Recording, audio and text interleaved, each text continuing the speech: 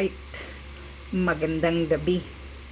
Dito na naman tayo. I-share natin itong Ala-Sabungan sa Kongreso na nag-aaway na sila. Ito kasing si Representative Raul Manuel, 'di ba? At saka itong si Garin. Nag-aaway na sila, nagsasagutan about sa budget ng Health Department. Kasi daw sabi pa ni Garin, tinatapyasan ang mga budget. Okay, pakinggan nyo ang sagutan parang parang sabungan Various programs of DOH. Can DOH confirm? May aside po sa overall na 10 billion cut, may cut po sa National Nutrition Council. Yes, Your Honor, Madam Chair. There is a cut. Meron. Sa National AIDS Council, may cut din po. Yes, Your Honor. Health Policy and Standards Development Program. Yun, hindi ko alam. I will verify. There is also a cut, Your Honor. Health System Strengthening Program. Please wind up with the questions. Yes, Madam Chair. I will have to check whether the health systems have a cut or not. Yeah, kasi based po sa research po natin ay meron po. Pati sa prevention and control of both communicable and non-communicable diseases. Yun, meron yan. Yes, there is. Cancer Control Program. Yes, meron din. No? Malakas na ang loob ni Manuel. Yes, Your Honor, meron din. National Reference Laboratories. Meron. Yes, meron din, Your Honor. Di ba, Madam Chair? So yun na lang for me to end up, Madam Chair. Kakalungkot po, no? Overall, may cut. Sa maraming mga kailangang programa, may cut. So, Madam Chair, ganito po ba sa bagong Pilipinas na yung health po natin and social services, yun yung pinakaltasan. Kaya, Madam Chair, I also echo the sentiment of other colleagues natin na hindi dapat ganito sa DOH. Dapat po ma-restore yung cut at kung kaya, taasan pa po. Ito lang, Madam Chair. Thank you. Thank you. Kaltasan yung sa DOH. Madam Chair, Honorable Garin. Madam Chair, pasensya na po, no? With due respect to Congressman Manuel, Madam Chair, tila hindi po ako sumasang-ayon. Madam Chair, just a point of order. Yeah. Are we allowed to interject? Because I thought there is a policy in this committee Yeah, that Madam Chair, there if I will be may. Yes, Madam Chair, but my point Because, is... Madam Chair, Tapang. First, please, let me finish first. That was the policy of this committee that was approved during the first meeting of the committee. And, well, in fact, during the previous hearings, nandito ako. I am asking also to interject, but I am not allowed to interject as part of the minority.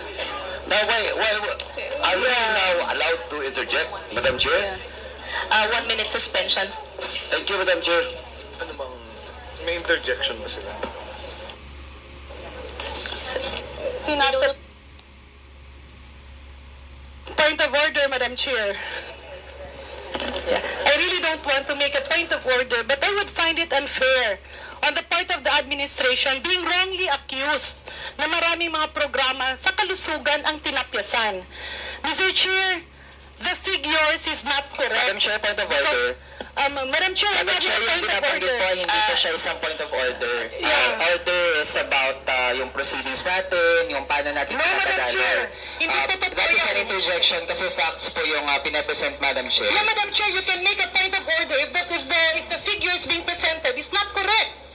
Because this is a budget briefing. Hindi po pwede na meron tayong drama na pinapalabas natin na lahat ng programa ng kalusugan ay tinapyasan and making the administration look back where in fact it is not true. You have to compare net versus net. Madam Chair, Madam Chair, I move that the interpellation of the Honorable Manuel is taken off the records. So move it as well. 1 minute suspension. Madam Chair, have we resumed hearing? Yes, we did. Thank you. Nag-issue na ba tayo, Madam Chair? Kinompare naman yung ngayon siya yung proposal, di ba? Let me just clarify. According to the rules from the appropriations, it is correct that we cannot interject. So, I had a point of order, Madam Chair. let just clarify that. Okay? So no, Madam Chair, so no interjection. No is allowed. interjections. Just a point of order. Yeah. So I had a point of order, Madam Chair, pending motion. Yes, Madam Chair, since my interpellation was referred to, then I would like to express that I object to the striking out of my interpellation since for several agencies po, that's how we as young people compare yung ating mga plano sa pagbabudget. Anong meron tayo ngayon? Ano yung plano from Siksik Malacanang na sa budget? gobyerno. Kasi yun yung magiging baseline natin, Madam Chair, how we will assert the higher budget for services. Madam Chair, may I explain my objection, my point of order? I raise it as a point of order kasi tila pinapalabas na tinapyasan lahat ng programa ng kalusugan, and that's very unfair to an administration who has been investing on health. Kung magdadagdag tayo ng pondo, dagdagan. That's why my point of order is that there was a misrepresentation of the facts given because comparison is net versus net. Kaya yung mga sagot kanina na tinapyasan lahat ng programa ng kalusugan, that is not factual. I therefore move earlier, Madam Speaker, that those statements be stricken off the record. Because that will make the administration look bad. And that will make us look bad na parang lahat ng programa sa kalusugan ay tinapyasan natin. That's unfair to the people who have been working for the budget of the Department of Health. So I had a motion, Madam Chair. Madam Chair. I object, Madam Chair, to that motion. May I have the floor, Madam Chair? 1 minute suspension. Madam Chair, Sorry. We may I need ask to... for clarification? Yes, Honorable Plato. Kasi kanina pa akong umaga rito Madam Chair. Kung ganito ang mangyayari, abutin na naman ako ng alas 11 mamayang gabi. Just like the DOTR. Now, let's settle the issue. Bakit nyo pinapayagan yung point of order? We will be Yes, clarifying the please let me rules. finish, Madam Chair. Because our rules state specifically kung ano yung point of order and when it is going to be raised. Di ba? Kasi ina-allow nyo But if I read section 103 of our House Rules, and I would like to quote, a point of order is a privileged question that raises a violation of the rules in relation to the matter under discussion on the floor. A motion to read any part of the rules is equivalent to a point of order and takes precedence over any other motion other than a motion to adjourn. Yun po ang rules natin. Dapat yun ang sundin natin. Thank you for clarifying the rules. Actually, that is what we are going to clarify. The point of order will, as mentioned, only be on the ruling, violation of the rules. Parliamentary. So, and with that,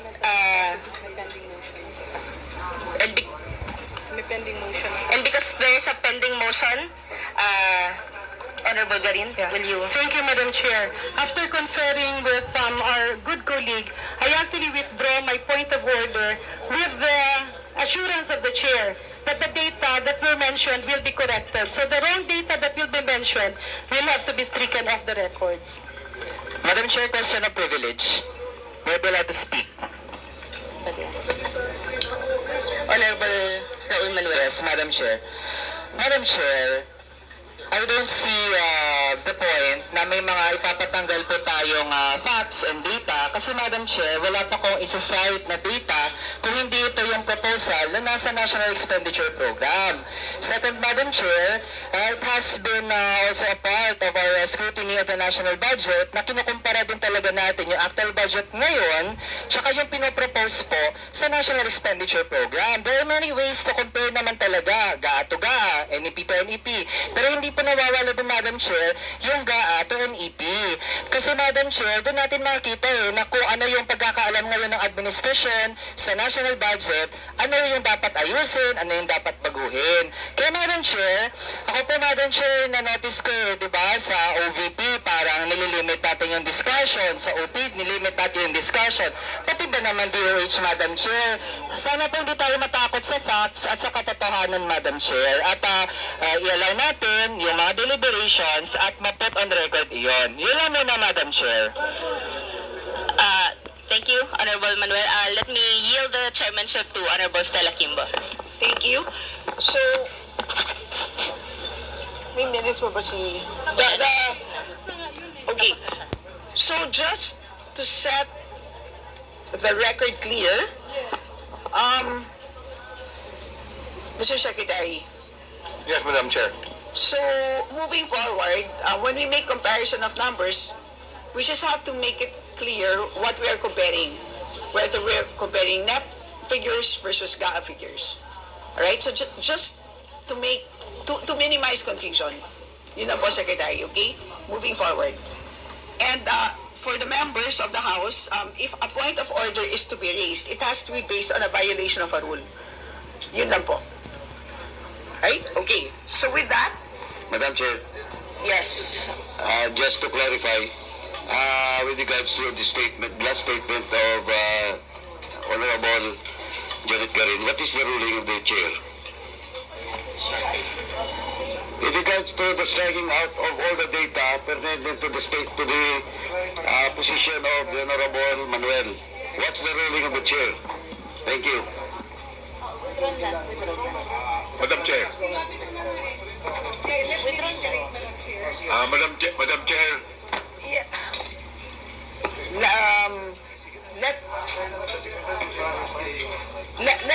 Let me make. Okay. No, I'm just asking the chair, what is the ruling of the chair with regards to the statement, and that is not a motion of the Honorable Garin. What I'm saying is, what is the ruling of the chair with regards to the statement that she's getting the commitment of the chair? Okay, let me make a ruling on this first. We first have to set on record alin dito sa data ang mali. Alright, so we are referring to the data on page 12. Mr. Secretary, so let's do a rundown. All the numbers here. So can you confirm that these numbers are correct? One by one. Yes, Madam Chair. For the DOH, for PhilHealth, the NEP for 2024 is 101.5 billion, and the NEP in 2023 was 100.2 billion. So it increased. For Heart Center, the NEP in 2024 is 1.8 billion. The NEP in 2023 was the same, 1.8 billion. Grabe, For ah. NKTI, it was 1.3 billion in 2023. For 2024, it's 1.2, so minimal decrease. For Philippine children, it's 1.2 billion. It increased to 1.4 billion for 2024. It increased, yes. And for Lung Center of the Philippines, it was 630 million in 2023 NEP. It's now 561, which is lower. For PITAC, it increased from 156 to 174. And for NNC, it decreased from 401 to 296. And for PINAC, it's almost the same. 43, yes, increased to 46 for AIDS. Okay, so all of these data have been confirmed by the Secretary, so there is nothing to be stricken out. Okay, so ang kailangan na lang natin ipaliwanag sa mga nakikinig natin ng mga kababayan is ang pagko-compare po natin ng numero is NEP to NEP at GAA to GAA. Sa ngayon po, ang pinag-uusapan natin ay NEP pa lang po. So proposed numbers pa lang. Ang maaprubahan na number would be the GAA number, which will happen months from now. So yun po. Okay. So, yan lang. Tingnan nyo, nagkagulo. Parang mga sabungan, nasa sabungan ng mga kongresista.